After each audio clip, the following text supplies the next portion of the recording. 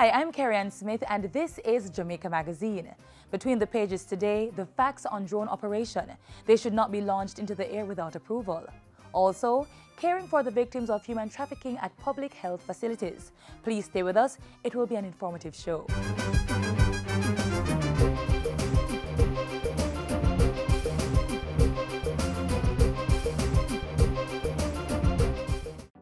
Want to know the law pertaining to renting a house? What about the procedure if you're arrested? Or what is defined as corruption? Then click on the Ministry of Justice website. It has information on every law passed in Jamaica.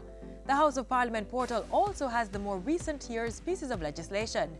The sites are easy to search and the files are downloadable. Make access to justice your business. Know your rights.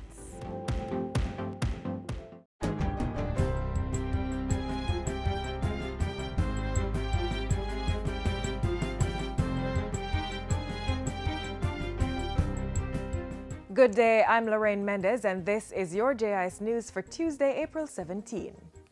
Trade, migration, climate change and skills training were among the topics discussed when Prime Minister Andrew Holness met with his British counterpart Theresa May this morning. The Prime Minister is in London for the 25th meeting of the Commonwealth Heads of Government. He's also scheduled to meet with Queen Elizabeth II and Prince Charles of Wales. Mr. Holness will also have bilateral talks with the Prime Minister of Mauritius. During his week-long visit to England, he's also scheduled to meet with the Jamaican diaspora as well as current and prospective investors. In the meantime, Prime Minister Andrew Holness says Jamaica will continue to partner with international stakeholders to combat corruption.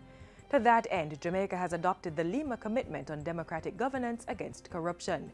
This move reaffirms the country's responsibility to anti-corruption treaties such as the United Nations Convention Against Corruption and the Inter-American Convention Against Corruption. Organized crime affects us all, and Jamaica is currently engaged at the domestic and international level to find meaningful solutions to these issues. The Prime Minister gave that commitment at the 8th Summit of the Americas in Lima, Peru recently.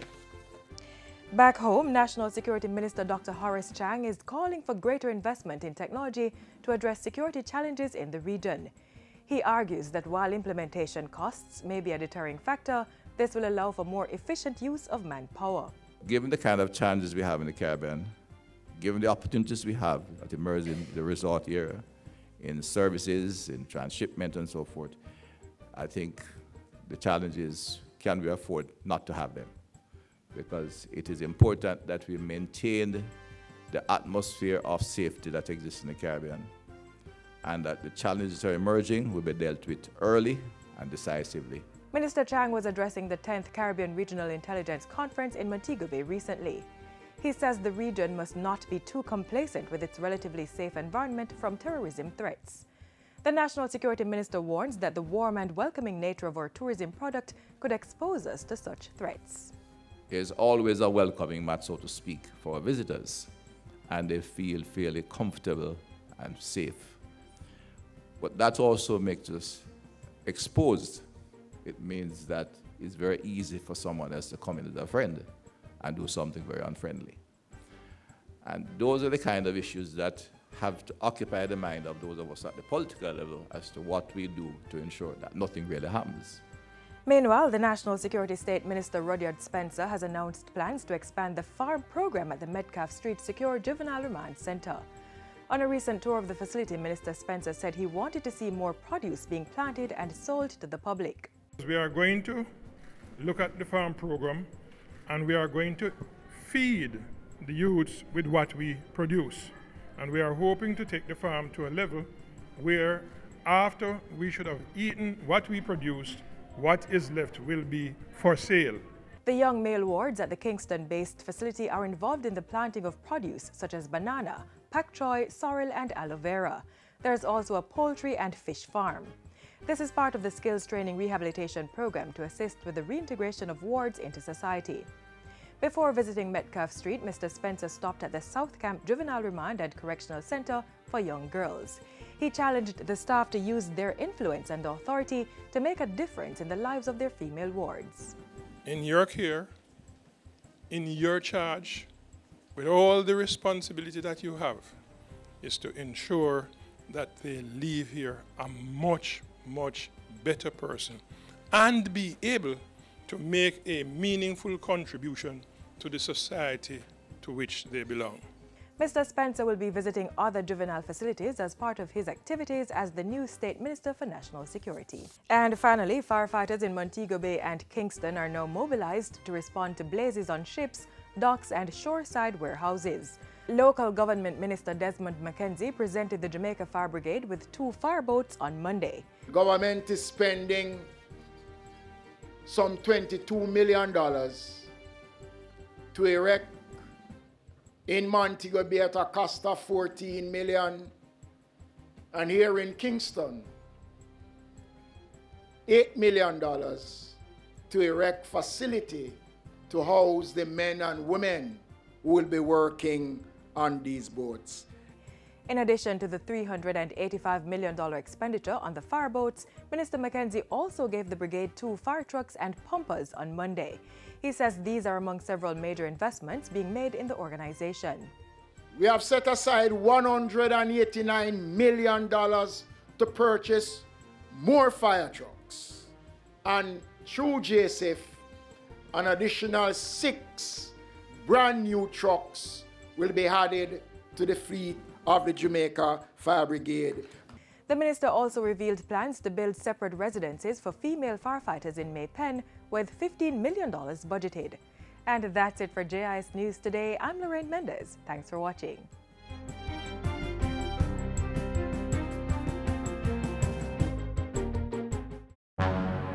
Stop. Think before you burn. The dry season is on, so there's little to no rainfall and wind speeds increase around this time too. What if the fire you light gets out of control? Where would you get the water to out the flame? Why not try bagging up waste and putting it outside for collection? If you absolutely must burn, construct a fire break by clearing an area around the site to be burnt. Use water to wet the perimeter of the brush being burnt. Burn in small piles and be sure to burn 1 pile at a time. If no water is available, ensure you have some dirt to douse the fire. Remember, take stock of yourself and think before you burn.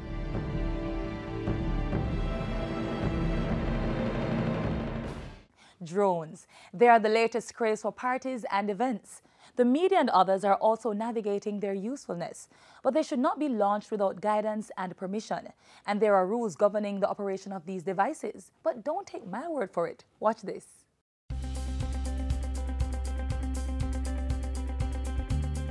Drones, more formally known as unmanned aerial vehicles, UAVs, or unmanned aircrafts, are used by many persons for various purposes. In recent years, there has been an increase in drone ownership and use in Jamaica, prompting strict regulations by the authorities. Commercial drone users are required to get a special aerial work permit from the Jamaica Civil Aviation Authority, JCAA, each time a drone or other unmanned power-driven aircraft that flies without a human operator on board is to be used. This is important in order to address issues of aviation safety and security, as well as national security and privacy. Operators of drones and other unmanned aerial power-driven aircrafts must apply in writing to the JCAA, and the applicant must provide all details of the intended flight. The Jamaica Civil Aviation Authority mandates that drone users must not fly these devices at a height exceeding 400 feet or 122 meters above ground level. Also, recreational users must not go beyond the maximum range of 1,640 feet or 500 meters, or within 500 feet or 152 meters of an organized open-air assembly of people.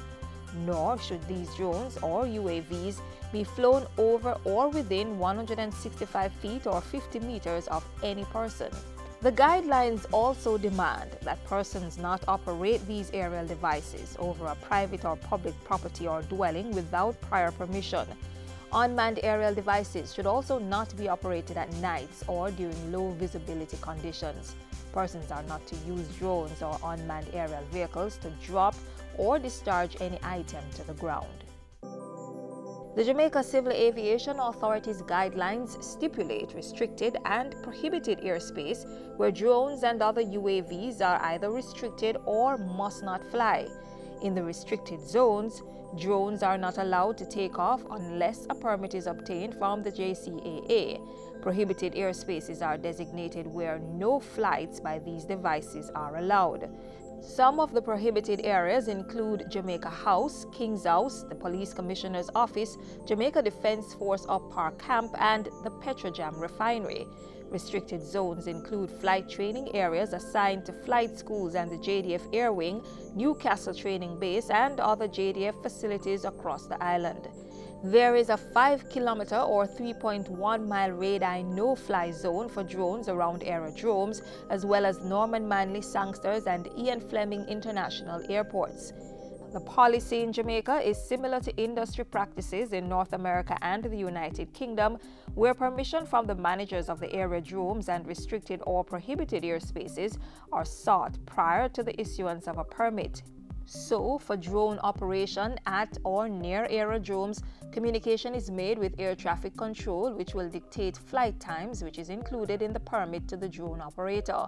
All drone flights in prohibited and restricted airspaces will require a notice to airmen or NOTAM. The NOTAM is prepared by the JCAA and issued to the aviation industry in advance of the date the drone will operate, that is, 3 to 4 days lead time. The Jamaica Civil Aviation Authority demands that UAV users cease operation of these devices once a safety hazard is apparent and should not resume operation until the risk is resolved. All incidents that occur while using these aerial devices must be reported to the authority in order for the cause to be determined and for corrective measures to be implemented. The JCAA inspectors and law enforcement officers have the authority to intervene at any time. So, operators of drones and other unmanned aerial power-driven devices are encouraged to heed the regulations or face the penalty if the matter is brought before the court.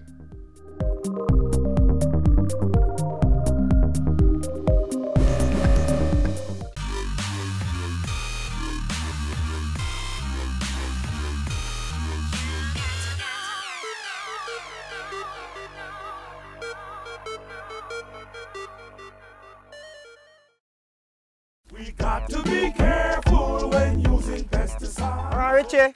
Oh, go on. Can you out for mash up some spraying idea? Yeah, I go spray them corn there. So, are the tree wearing the protective gear? Boy, the sun too hot for suit up here, man. So you did read the label before you start? Wear protective gears. Your goggles, your respirator, your gloves, and a coverall. At least you did have on a cap. Mix only what you need for the day. Use only on crops listed. And if some chemical left over, make sure you store it in the original container. For more information, call the Pesticides Control Authority at 754-9306. The improper use of toxic chemicals can be deadly for humans as well as animals. It's one of the primary reasons the government established the Pesticide Control Authority years ago. Up next, we explore the work of this regulatory body.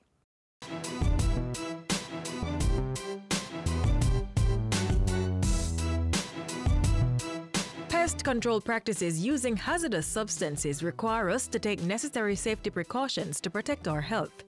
Any misguided idea as to the danger that can result from toxic pesticides must be dismissed from our minds, as we can be caught off guard by the lengthy period that might elapse before any signs of illness sets in. At the level of government, the Pesticides Control Authority (PCA) is the entity enforcing the necessary safeguards by regulating importation, manufacturing, sale, and use of pesticides. The issue of pesticides usage poses several benefits to our society, but also can pose several challenges also, because for every positive that it represents in terms of controlling adverse conditionalities, it also, if used improperly, can lead to challenges within the environment and also affect the citizens, the persons who use or persons who are exposed. The Pesticides Control Authority partners with local and international bodies to fulfill its regulatory functions. That includes establishing the conditions under which these substances can be safely administered. Our website, www.caribpesticides.net, has a list of all registered products, and each month the board of the Pesticides Control Authority considers new products, and when they are approved, they are added each month to that website list. And occasionally we will remove products that were previously registered, and that's a monthly process as well. In addition, the Pesticides Review Committee goes through and looks at the more toxic ones and decides whether to recommend to the board to phase them out or not. We have 48% of products which are used in agriculture sector, which belongs to the class 4, which is least toxic products.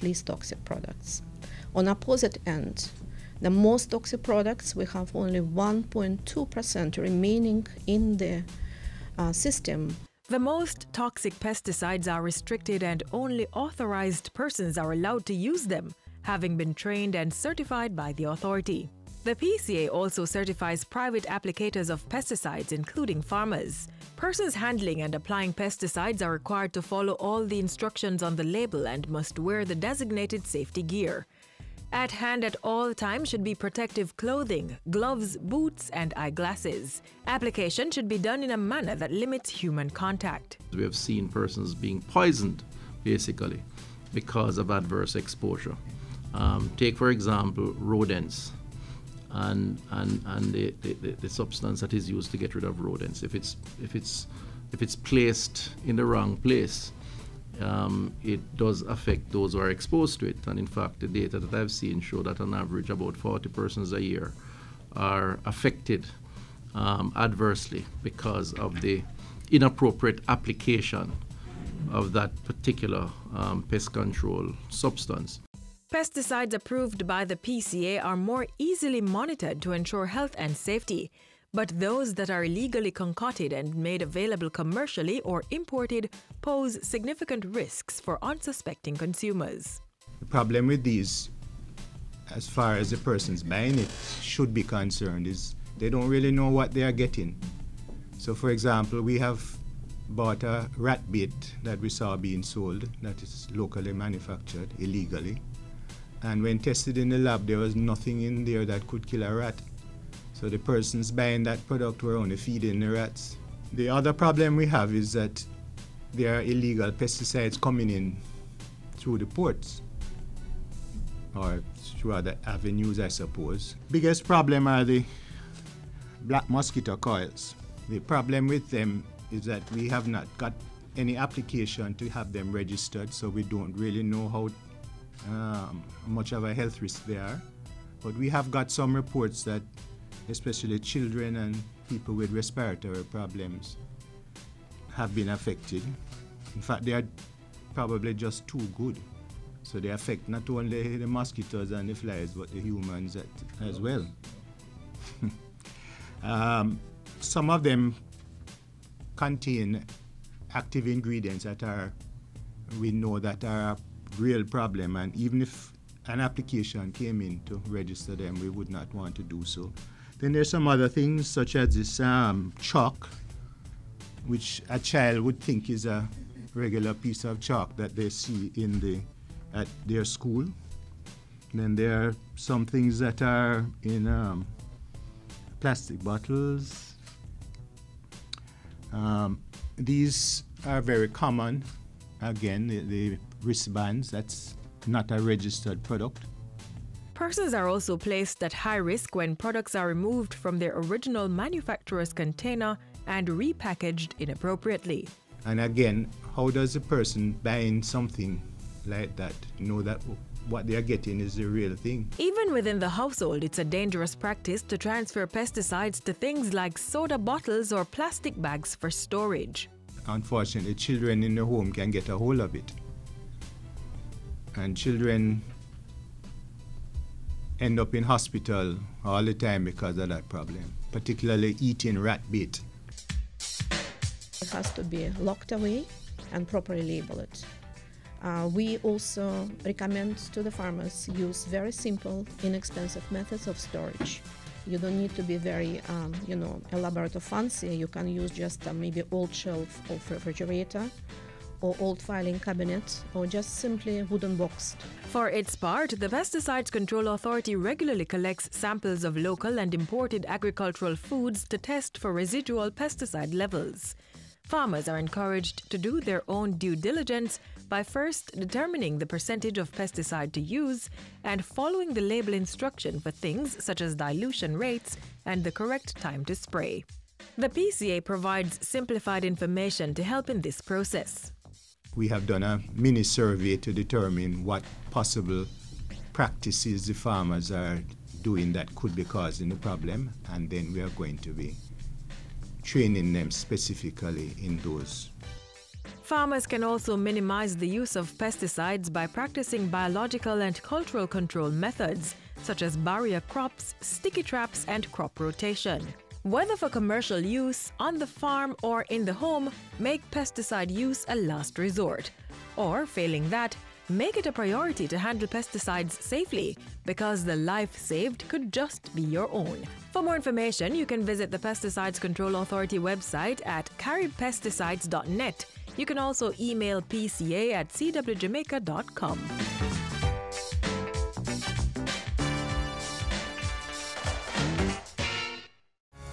The Jamaica Information Service, JIS, your #1 source of government information. Tell your friends and keep watching. I had a plan for my life. I was going to be a doctor. I was going to be the first in my family to do great things. Then a friend of mine sold me into prostitution. You mash up my life. Stop human trafficking. It destroys lives. If you or anyone you know has been a victim of human trafficking, call 811 or 1-888-PROTECT. Be wise. Open your eyes. Spot them. Stop them. A message brought to you by the National Task Force Against Trafficking in Persons. There is a plan of action for health workers to identify and care for the victims of human trafficking. Take a look at the critical elements that are included in this manual.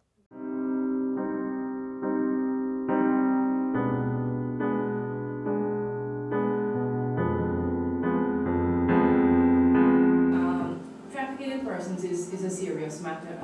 It is perhaps a larger problem than many people understand. And health plays an important role because oftentimes these persons may present at health facilities because of any crisis that may arise, any health crisis that may arise while they are here in Jamaica or while they are held in these kinds of circumstances. And so it's very important that our healthcare workers engage in primary care, emergency care, mental health, pediatrics, and so on, are positioned to identify such persons. The development of the management of suspected victims of trafficking in persons protocol for health workers is therefore a step in the right direction, which is designed to be used as a guide and contains pertinent information concerning the identification and protection of victims. And it provides guidelines relating to the stabilization of patients, importance of confidentiality, requisite documentation, consent, and referral of suspected victims. So I want to congratulate the Task Force Against Trafficking in Jamaica for the completion of this document, and of course to recognize the work and the support of the Ministry of Justice and the Ministry of National Security in this important document. And that as many as 88% of sex trafficking victims may end up at our health institutions. But I understand that only a small percentage of our healthcare workers are confident and have some degree of knowledge with respect to identifying a trafficked person. So we need to look at how we get this training done We have to break this cycle of violence. Clearly, the health sector has a very important role to play in this regard. Training has been done in the past, but we do have turnover of staff. And so it's very useful that there is the training plan, which would include training of some 500 health workers starting in 2018. And the training will include a wide cross-section of healthcare workers, both in the public and the private health sectors.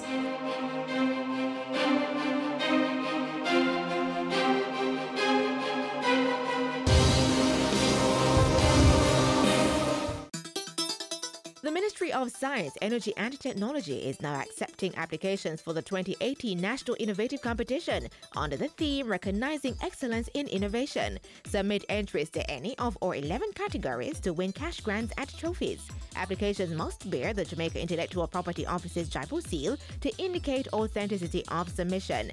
Applications must be mailed or delivered to Mrs. Andrea Carr, Coordinator for the Innovation Awards Secretariat at the Scientific Research Council, SRC. For more information, call 1-876-927-1771 or visit the SRC website, www.src.gov.jm. Application closes Monday, April 30, 2018.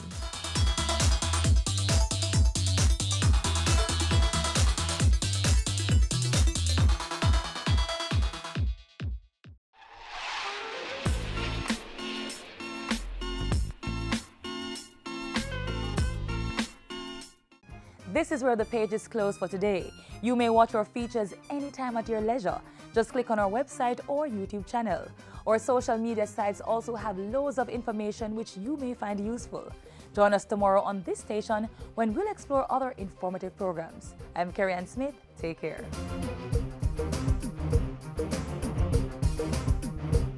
This has been a production of the Jamaica Information Service, the voice of Jamaica.